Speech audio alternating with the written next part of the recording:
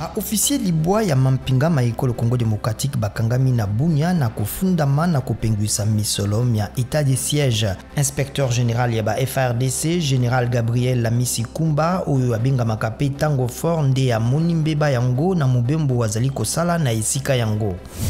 Pene na basimba minduki nkama ya APCLS to Alliance des Patriotes pour un Congo libre et souverain bamizongisi na mampinga maikolo Congo démocratique na bunya bakitisi bibundeli elongo na mokambi na bango oyo amibengaka Général Paul Maheshe.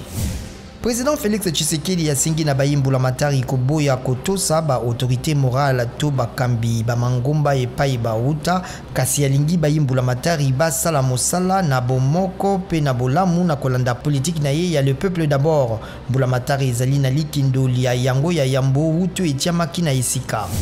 Chine pameli OMS na lolendo pe na bozangi botosi po misala miyemia ONU po na bokolongono misengi kokoba koluka esika virus ya COVID-19 euta na mabele machine po bakoni bayambo bazwamaki kuna na 2019. Molobeli ya président ya États-Unis Joe Biden nde alobi botelemeli ya Chine ezali kozanga komema mokumba pe likama.